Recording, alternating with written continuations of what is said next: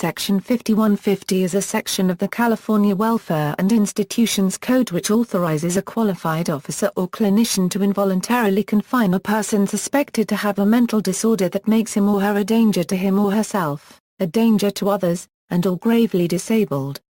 A qualified officer, which includes any California peace officer, as well as any specifically designated county clinician, can request the confinement after signing a written declaration. When used as a term, 5150 can informally refer to the person being confined or to the declaration itself, or as a verb, as in I have a possible 5150 here, or, someone, was 5150 ed. Subdivision of Section 5150 requires that he admitting facility shall require an application in writing stating the circumstances under which the person's condition was called to the attention of the peace officer, professional person in charge of the facility designated by the county for evaluation and treatment, member of the attending staff, or professional person designated by the county, and stating that the peace officer, professional person in charge of the facility designated by the county for evaluation and treatment, member of the attending staff, or professional person designated by the county has probable cause to believe that the person is, as a result of a mental health disorder, a danger to others, or to themselves, or gravely disabled. The process, the 5150 hold may be written out on Form DHCS 1801, Application for Assessment, Evaluation, and Crisis Intervention or Placement for Evaluation and Treatment. The Los Angeles County Department of Mental Health has provided manuals that cover process and procedure for the implementation of WIC 5150 to 5157. In a recent version of the LACDMHLPS training manual, it is stated that, a 5150, or 72-hour hold, is a means by which someone who is in serious need of mental health treatment can be transported to a designated psychiatric inpatient facility for evaluation and treatment for up to 72 hours against their will. While this is one protocol enabled by WIC 5150 to 5157, it is certainly not the only scenario in which an individual may be detained. Persons can and have been subject to a 72-hour hold who have not been transported in custody to a designated facility. Further, Welfare and Institutions Code 5150 is interpreted by the LACDMHLPS Designation Handbook, as an application for involuntary admission. According to this interpretation, WIC 5150 is not a direct admission form and does not of itself authorize the involuntary admission. It merely gets the individual to the door. Then, as described in WIC 5151, prior to admitting a person to the facility, the professional person in charge of the facility or his or her designee shall assess the individual in person to determine the appropriateness of the involuntary detention. This could be interpreted as specifying a required timeline consisting of the WIC 5150 application first followed by WIC 5151. This would seem to be consistent with paragraph number 2 of WIC 5151, which states that, prior to admitting a person to the facility for 72-hour treatment and evaluation pursuant to Section 5150, the professional person in charge of the facility or his or her designee shall assess the individual in person to determine the appropriateness of the involuntary detention. This timeline is not, however, always practiced by the staff of designated LACDMH facilities. If the individual is physically present at the facility, but is not in legal custody, in the sense that no WIC 5150 legal status exists, this individual is nonetheless considered to be at the door, both the interview to determine probable cause for the purposes of the application in writing, and also the assessment required by WIC 5151. Can then be executed simultaneously and documented on the same form, namely MH302. This practice then creates two classes of individuals, one class for which the assessment required by WIC 5151 is executed whilst a legal state of involuntary detention already exists, and a second class for which this assessment is done while the individual, not yet in legal custody, still retains liberty. The legality of performing the face-to-face assessment required by WIC 5151 on individuals for whom the involuntary detention does not exist, remains to be tested. Note that Form MH302 contains no specific language pertaining to documentation of WIC 5151.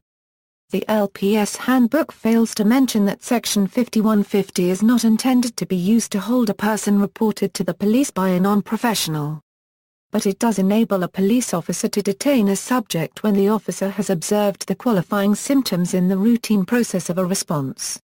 This is commonly used to allow the officer to process a subject into the psychiatric facility without requiring criminal processing.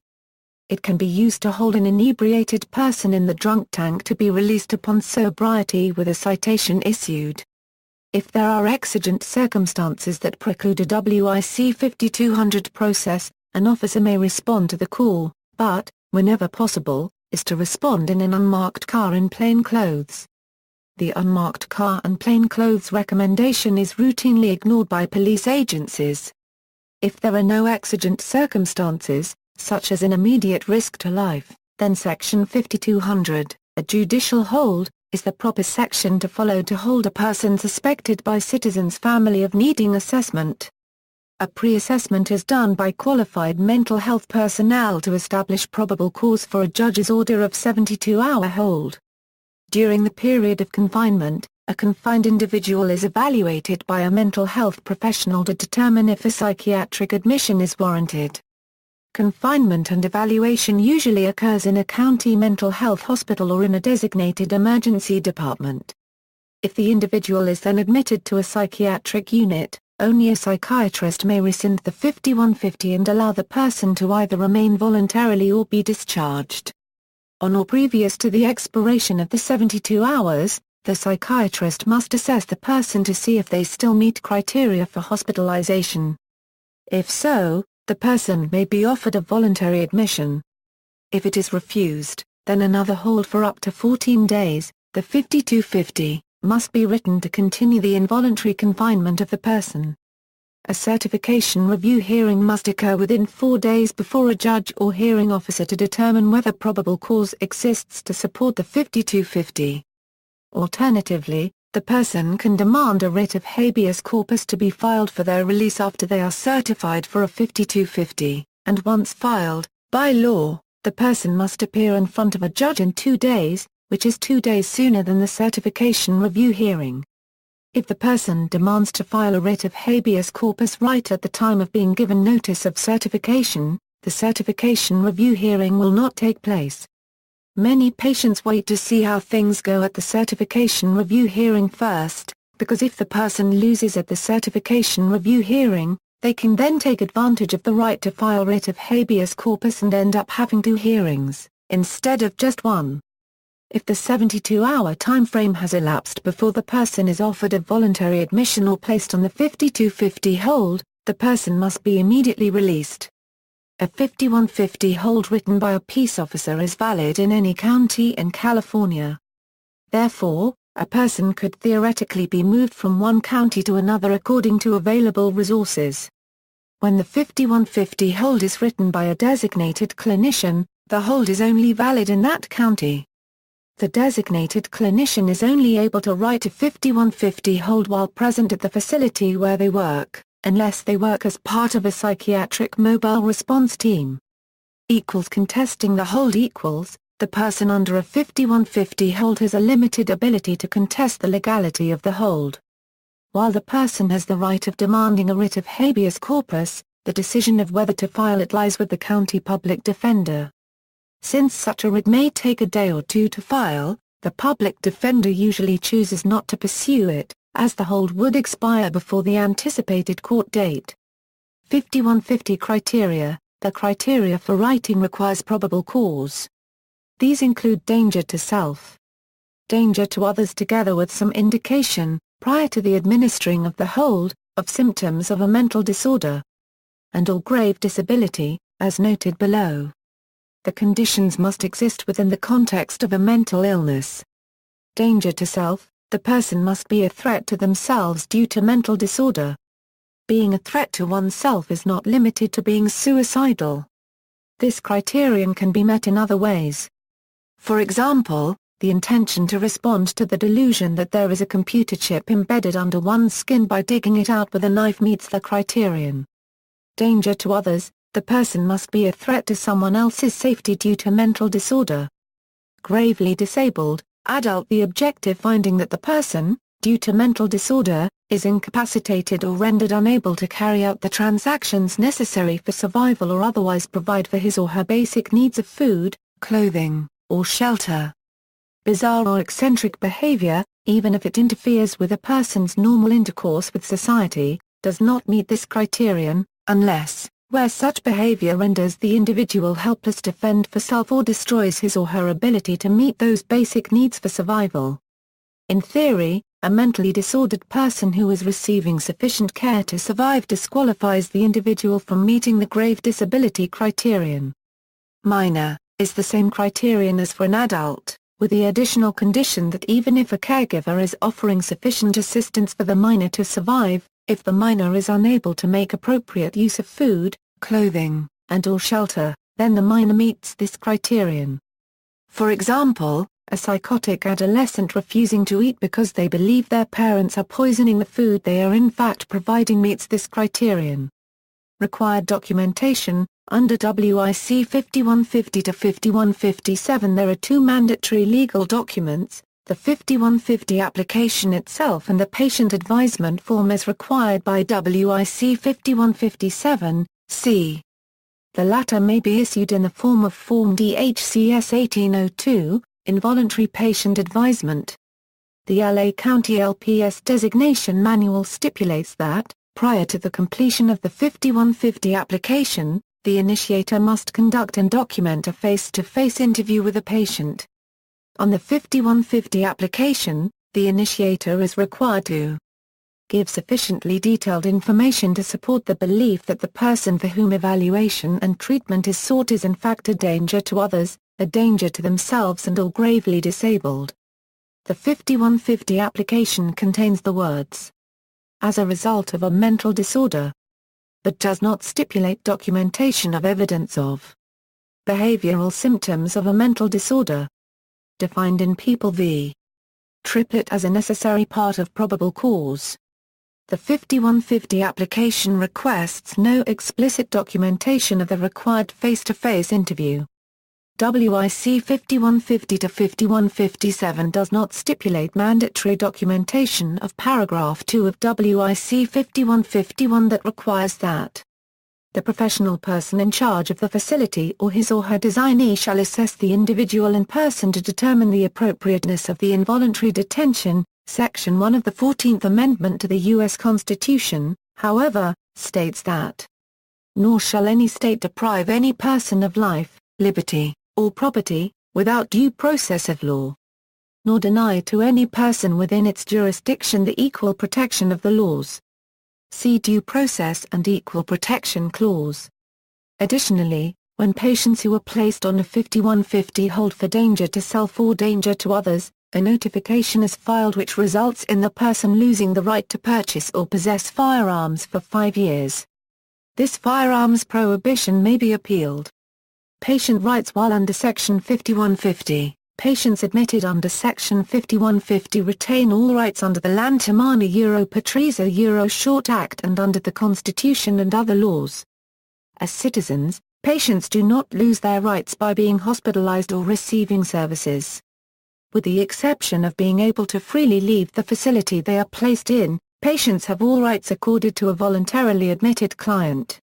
Waivers signed by the patient, responsible relative, guardian, or conservator cannot be used to deny a right. California Code of Regulations, Title 9 Section 865.2.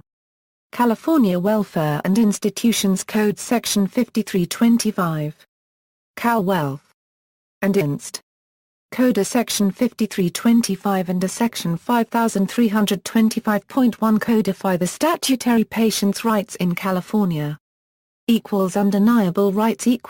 Under California law, the following rights may never be denied: the right to treatment services which promote the potential of the person to function independently. Treatment should be provided in ways that are least restrictive of the personal liberty of the individual. The right to dignity, privacy, and humane care. The right to be free from harm, including unnecessary or excessive physical restraint, isolation, medication, abuse, or neglect. Medication may not be used as punishment, for the convenience of staff, or as a substitute for, or in quantities that interfere with, the treatment program. The right to prompt medical care and treatment. The right to religious freedom and practice. The right to participate in appropriate programs of publicly supported education. The right to social interaction. The right to physical exercise and recreational opportunities. The right to be free from hazardous procedures. Additional rights additionally, every mental health client has the right to see and receive the services of a patient's rights advocate. All patients also have the following treatment rights: the right to give or withhold informed consent to medical and psychiatric treatment, including the right to refuse medications except in emergency situations where danger to life is present, or by court order where the patient is found to lack the capacity to give or refuse informed consent via either a capacity hearing, also known as a RISE hearing, or via conservatorship. The right to refuse psychosurgery. The right to refuse electroconvulsive therapy unless court-ordered. The right to confidentiality. The right to inspect and copy their medical records, unless specific criteria are met. The right to have family friends notified of certain treatment information with patient's permission. The right to an aftercare plan. Deniable rights with good cause. Psychiatric facilities must also uphold the following specific rights, which can be denied only when good cause exists. The right to wear one's own clothing. The right to keep and use one's own personal possessions, including toilet articles, in a place accessible to the patient. The right to keep and spend a reasonable sum of one's money for small purchases. The right to have access to individual storage space for one's own use. The right to see visitors each day. The right to have reasonable access to phones both to make and receive confidential calls. The right to have access to letter-writing materials, including stamps. The right to mail and receive unopened letters and correspondence. With good cause. Denying a patient's rights requires good cause. Good cause is defined as the belief of the professional in charge of care for the client that the specific right would cause a danger to self or others, a serious infringement on the rights of others, or serious damage to the facility, and that there is no less restrictive measure that would protect against those occurrences. Patient rights cannot be denied as a condition of admission, nor as part of a treatment plan. Any time a right is denied under good cause, it must be documented in the patient's medical record and explained to the patient. The denial must be reviewed regularly and rescinded once good cause no longer exists. When a right is denied, the reason given for denying the right must have some clear relationship to the right denied.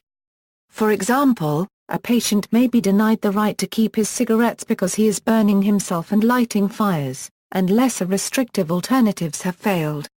This rule prevents facilities from denying rights as a form of punishment. For example, if a patient misbehaves by throwing food at another person, the facility cannot take away personal possessions or deny visitors for the day. Without good cause, if a right was denied without good cause, a patient can instruct his or her appointed public defender to file an ex parte application with the court to restore the right. After filing the application, a hearing is set and an opportunity to be heard by the judge concerning the merits of the case is reviewed.